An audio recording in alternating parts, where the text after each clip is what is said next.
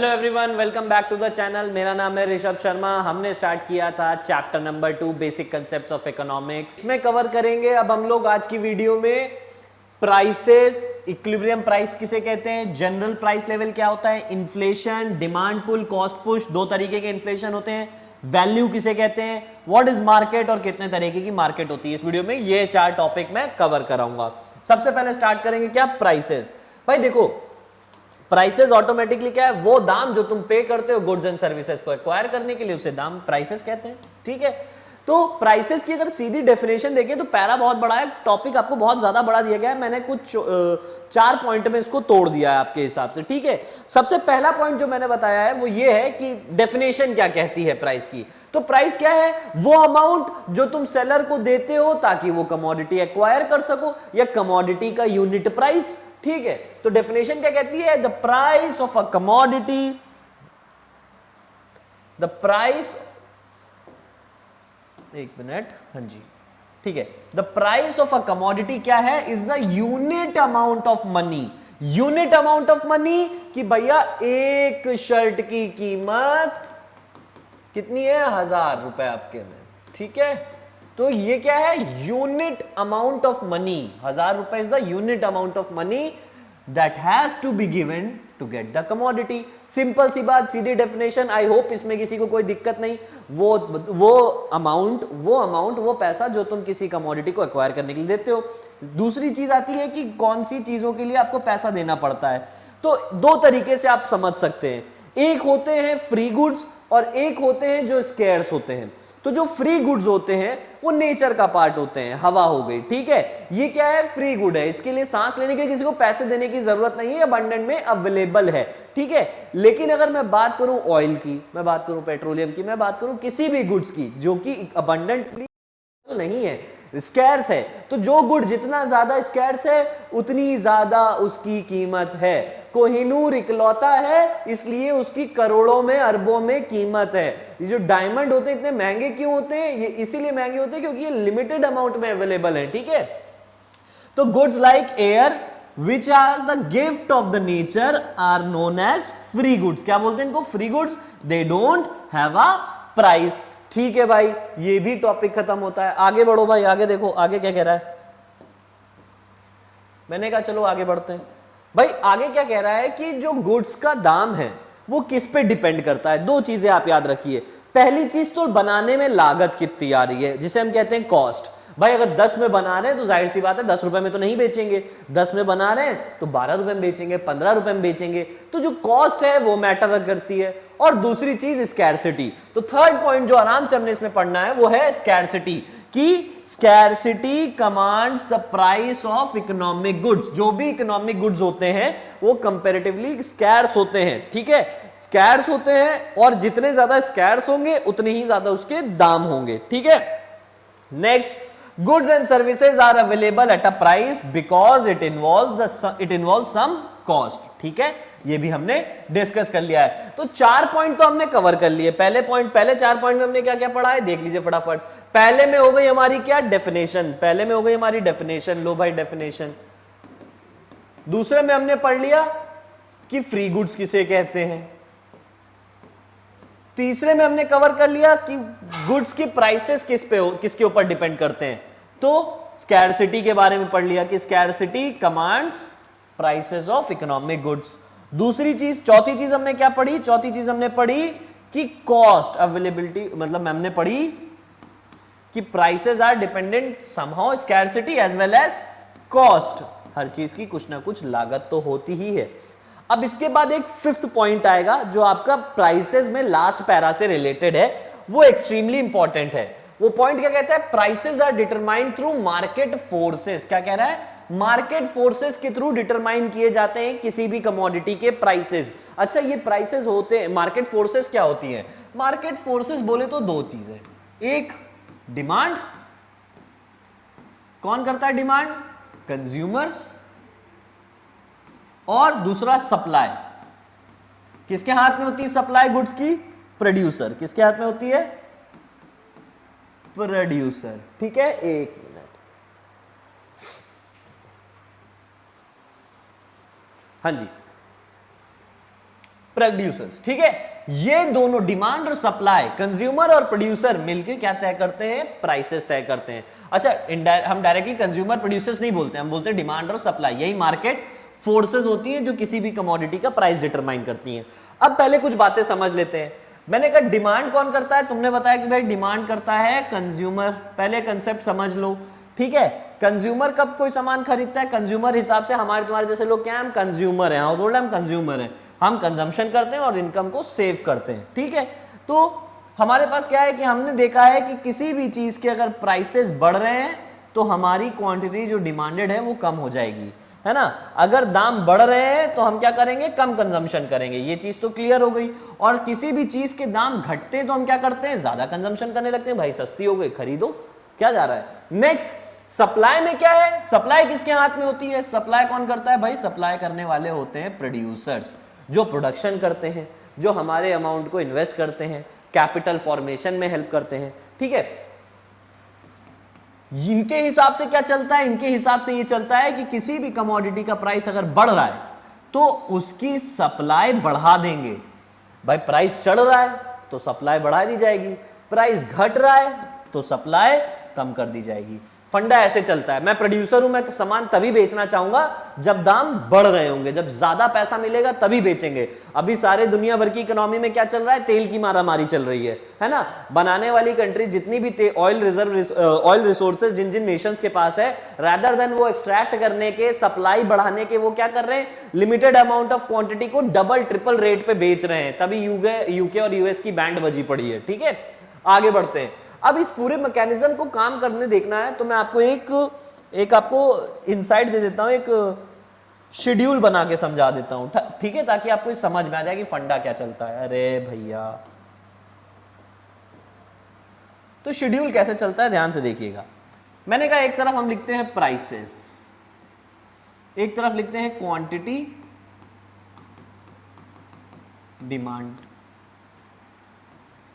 Demanded, एक तरफ लिखते हैं क्वांटिटी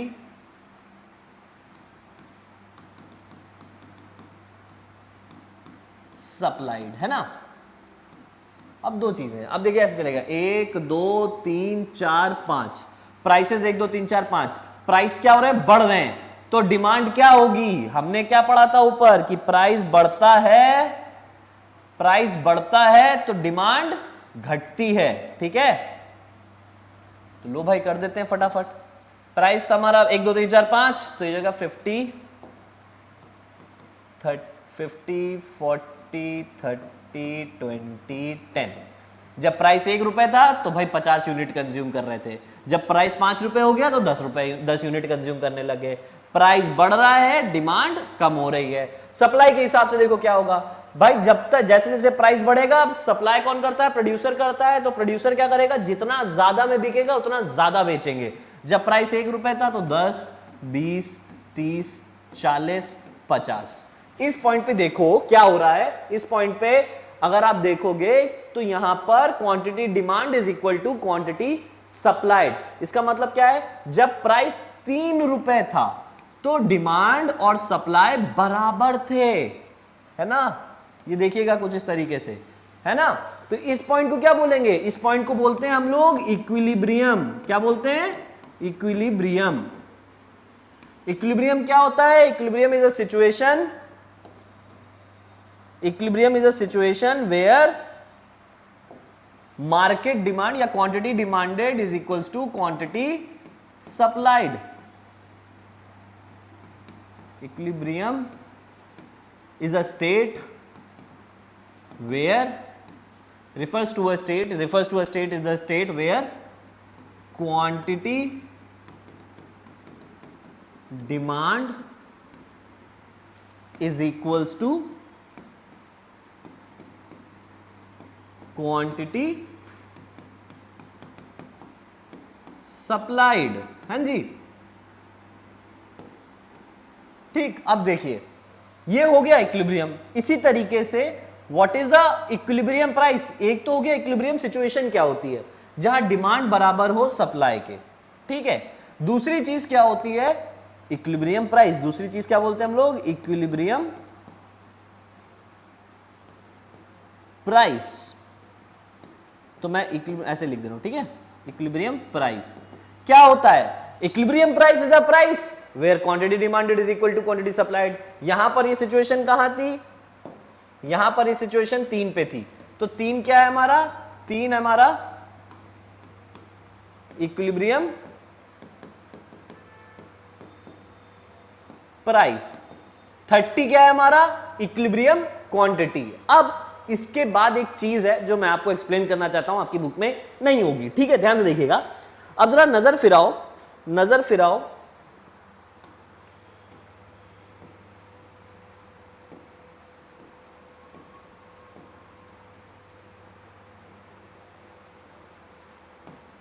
ठीक, नजर फिराओ इस पूरे चार्ट पे, तो एक चीज समझ में आ रही है क्या?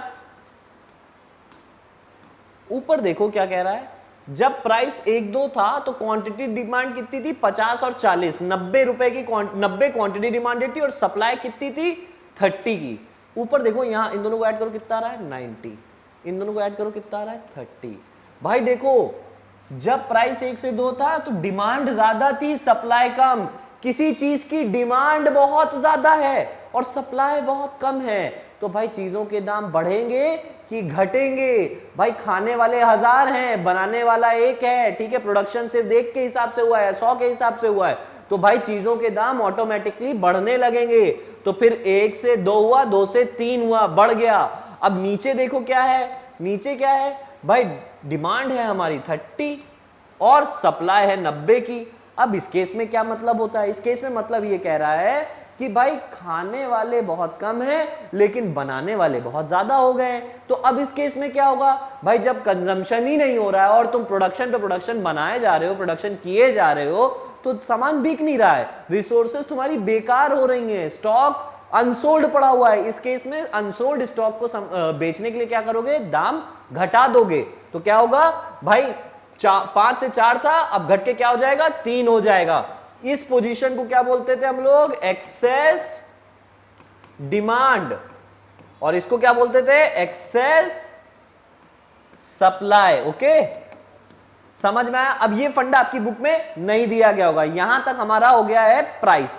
इसके बाद एक टॉपिक और बचा है बस, वो कौन सा है? जीपीएल यानी जनरल प्राइस लेवल। बहुत समझदार बच्चे हो, मुस्कुराना बंद करो, ठीक है। जनरल प्राइस लेवल क्या होता है? General price level average price of goods and services, all goods and services. हर एक गुड्स एंड सर्विस का इकोनॉमी में एक एवरेज प्राइस होता है, औसतन दाम होता है। अब ये औसतन दाम अगर बढ़ जाता है और लगातार बढ़ रहा होता है तो इससे हम क्या कहते हैं? इन्फ्लेशन। और लगातार यही औसतन दाम घट रहे होते हैं तो उसे हम क्या कहते हैं? डिफ्लेशन। हर एक चीज में होता है। फूड से रिलेटेड अगर मैंने कह दिया, ट्रांसपोर्टेशन से रिलेटेड हो गया, food, transportation, bank, anything, electricity, energy, कुछ भी, ठीक। तो ये हो गया general price level. General price level की डेफिनेशन क्या होती है? Average level of prices of all goods and services produced in the economy. औसतन दाम, एवरेज दाम क्या होंगे?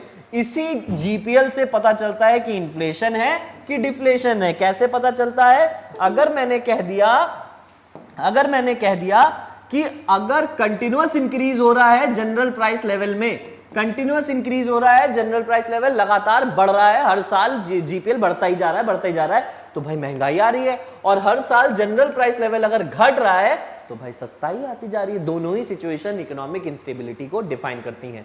ये हमारा टॉपिक था प्राइस। प्राइस में आपको सबसे ज्यादा ध्यान देना होगा एक इक्विलिब्रियम वाले टॉपिक पे। आपकी बुक में ये चीज एक्सप्लेन इस तरीके से नहीं की गई है, इसलिए मैंने आपको एक बार डिटेल इंफॉर्मेशन दे दी है ताकि आपको 5वां पॉइंट या फिर आपकी बुक का जो लास्ट पैरा है प्राइसेस का, वो ऑटोमेटिकली क्लियर हो जाए, ठीक है। ध्यान से रटो मत, समझो, ठीक है। उसके बाद अगले टॉपिक पे बढ़ते हैं। चलिए, इन्फ्लेशन, ठीक है। इन्फ्लेशन हमारा अगला टॉपिक है। अब इन्फ्लेशन हमने पढ़ लिया, क्या होता है इन्फ्लेशन? महंगाई। महंगाई कब होती है? जब जनरल प्राइस लेवल लगातार बढ़ते हैं। तो डेफिनेशन देखो क्या कहती है? Inflation is defined as the process of persistent and appreciable rise in general price level. यहां पर 2 वर्ड आ गए, persistent and appreciable.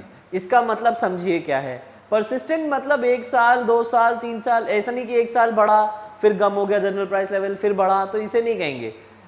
Persistent rise मतलब लगातार 5 सालों से चीजों के दाम बढ़ रहे हैं, ठीक है। और एप्रिशिएबल मतलब ये नहीं कि 0.5% से 0.25% से, हमेशा एप्रिशिएबल मतलब कि ये, अब यार समय के साथ 0.5-0.25% बढ़ना तो इट्स ओके, लेकिन अगर 10% से बढ़ रहे हैं, 5% ज्यादा मार्जिन से प्राइस बढ़ रहा है, तो भाई ये इन्फ्लेशन की पहचान है। ठीक है, तो दो वर्ड आए, process of persistent and appreciable. Appreciable मतलब कि ज्यादा मार्जिन से प्राइसेस बढ़ रहे हैं। ठीक है, अब इन्फ्लेशन को दो तरीके से क्लासिफाई किया गया है, दो तरीके से इन्फ्लेशन आता है, एक डिमांड पुल और एक कॉस्ट पुश। क्या होता है डिमांड पुल, कॉस्ट पुश, समझेंगे। डिमांड पुल तब होता है जब aggregate demand is greater than aggregate supply corresponding to full employment equilibrium. अब ये सर आपने क्या लिख दिया, फुल एम्प्लॉयमेंट इक्विलिब्रियम, ये क्या हो गया? फुल एम्प्लॉयमेंट इक्विलिब्रियम, रिसोर्सेज पूरी तरीके से यूटिलाइज कर दी गई हैं, उसके बाद भी डिमांड ज्यादा है, सप्लाई कम है। जब किसी भी चीज की एग्रीगेट डिमांड ज्यादा है, कंजम्पशन ज्यादा हो रहा है, एक्सपेंडिचर ज्यादा हो रहा है और सप्लाई कम है, तो क्या होगा? प्राइसेस बढ़ेंगे।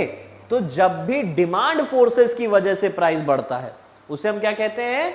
Inflation due to demand pull. ठीक है, दूसरा क्या होता है? दूसरा होता है कॉस्ट पुश। कॉस्ट पुश मतलब लागत में ही बढ़ोतरी हो जाए।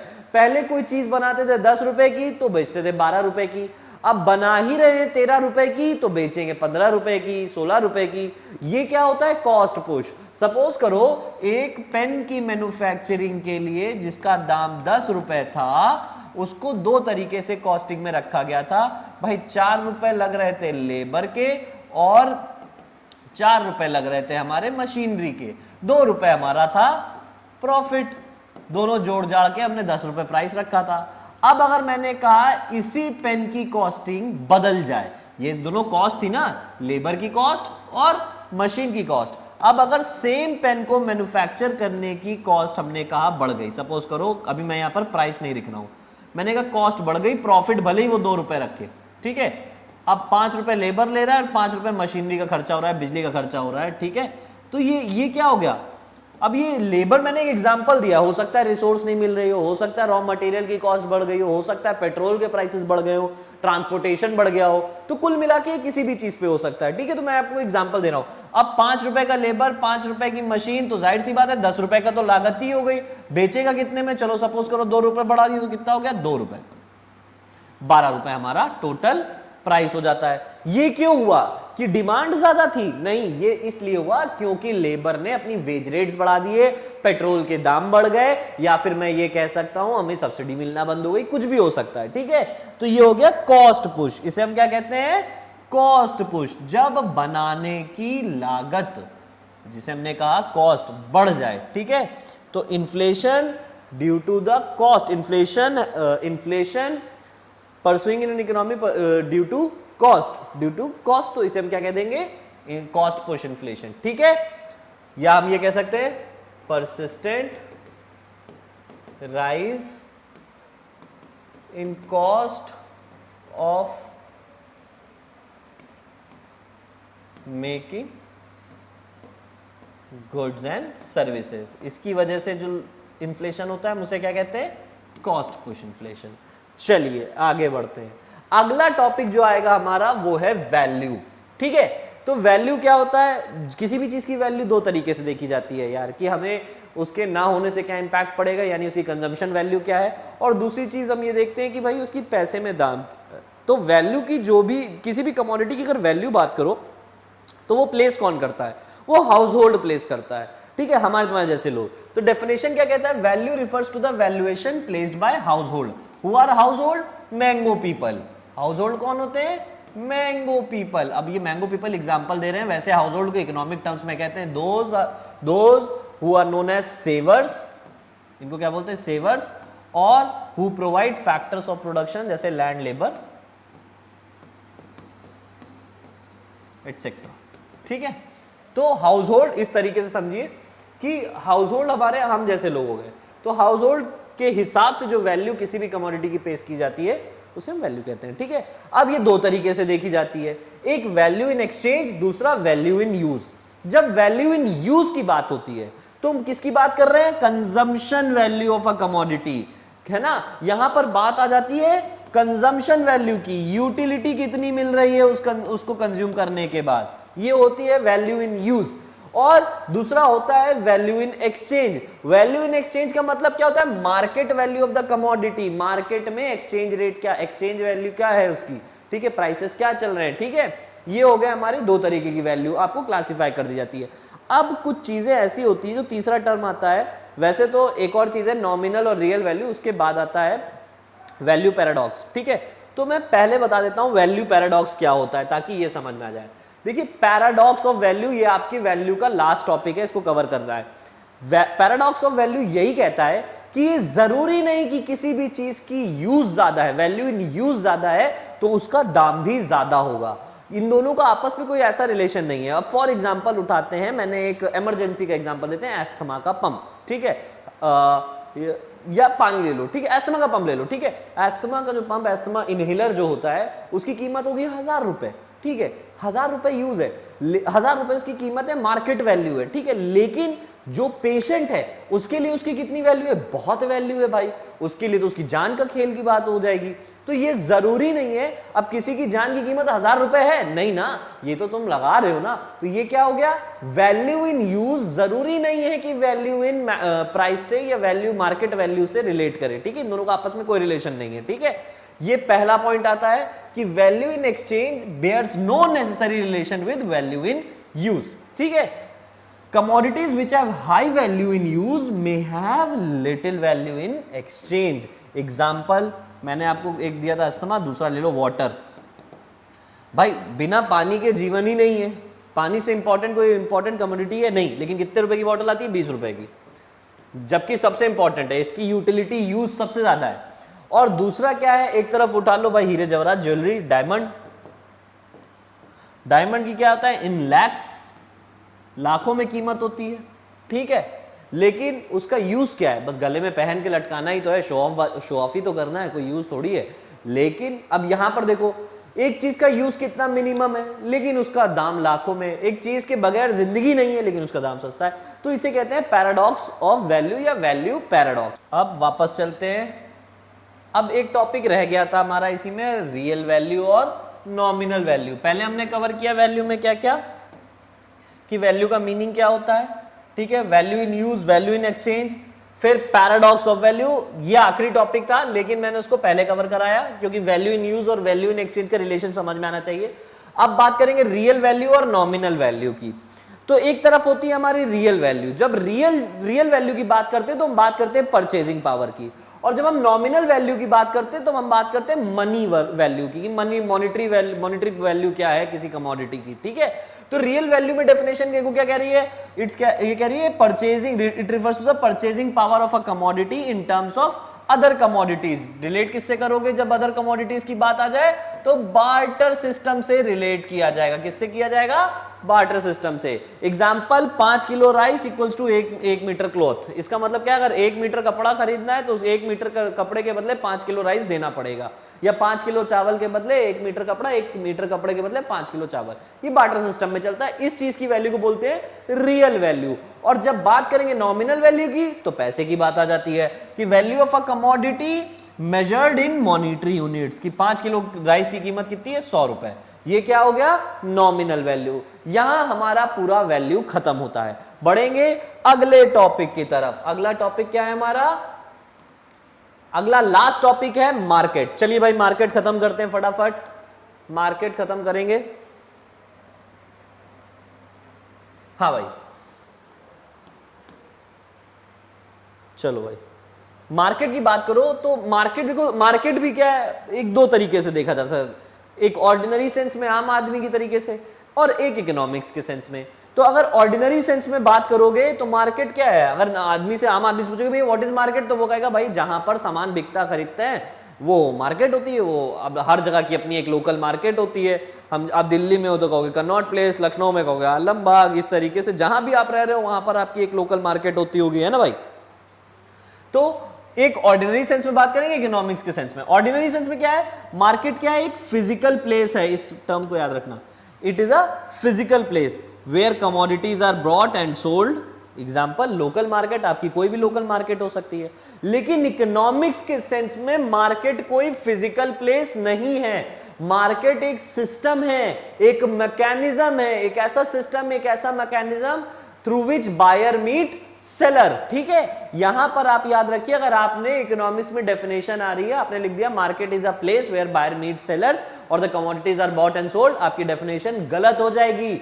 इकोनॉमिक्स के सेंस में डेफिनेशन कहती है कि इट इज अ सिस्टम और a mechanism in which buyer and seller of a commodity are able to interact and communicate, उसके बाद and strike a deal about different products and strike a deal about the prices and the quantity to be bought and sold। ठीक है, अब आप चाहो तो इस तरीके से भी लिख सकते हो, आप चाहो तो सिंपल डेफिनेशन भी लिख सकते हो, जो आपको प्रेफर करो। ठीक है, जो आपके प्रेफरेंस में हो उसको आप रखें। ठीक है, तो कह रहा है अब यहां दोनों में फर्क क्या है, एक में कह रहा है ये फिजिकल प्लेस है और एक में कह रहा है ये सिस्टम और मैकेनिज्म है। हमेशा इकोनॉमिक्स के सेंस की डेफिनेशन ही आप लिखोगे, चाहे कुछ भी, चाहे किसी में भी पूछा जाए। ठीक है, अगर आप ये डेफिनेशन या फिजिकल प्लेस के बारे में लिख के आओगे, फिर चाहे आप कॉमर्स की बात करो, चाहे आप इकोनॉमिक्स की बात करो, ये गलत होगा। ठीक है, अब दूसरा टॉपिक इसी के अंदर आता है टाइप्स ऑफ मार्केट, है ना। टाइप्स ऑफ मार्केट, ये लास्ट टॉपिक है। टाइप्स ऑफ मार्केट, एक होती है गुड्स मार्केट, एक होती है फैक्टर मार्केट। एक गुड्स मार्केट जहां गुड्स एंड सर्विसेज मिलती है, क्या मिलती है, गुड्स एंड सर्विसेज। आम आदमी के लिए जो भी सामान चाहिए होता है वो होती है गुड्स मार्केट। ठीक है, हमें टीवी, फ्रिज, एसी, कपड़े वगैरह चाहिए तो हम गुड्स मार्केट में जाते हैं। दूसरा होता है फैक्टर मार्केट। फैक्टर मार्केट किसके लिए होती है, बिजनेसमैन लोगों के लिए होती है, एंटरप्रेन्योर्स के लिए होती है। ठीक है, बायर कौन होता है, एंटरप्रेन्योर टाइप के लोग होते हैं, बिजनेसमैन होते हैं। Market for factors of production, market for factors of production. इसमें याद रखना सेलर कौन होता है और बायर कौन होता है। जब बात करेंगे बायर की तो खरीदने वाला जो होगा वो कौन होगा, बिजनेसमैन। कौन होते हैं, बिजनेसमैन। रॉ मटेरियल की मार्केट, लेबर मार्केट, ये सारी चीजें किसका पार्ट हो गया, आपका फैक्टर मार्केट का पार्ट हो गया। और सेलर कौन होते हैं, हाउस होल्ड या फिर जो फैक्टर सर्विसेज देते हैं। फैक्टर सर्विसेज बोले तो जैसे क्या, labour, land, raw material etcetera, ये सारी चीजें आ जाएंगी। ठीक है, यहां पर हमारा होता है लास्ट टॉपिक कंप्लीट। मिलते हैं नेक्स्ट क्लास में। Thank you class.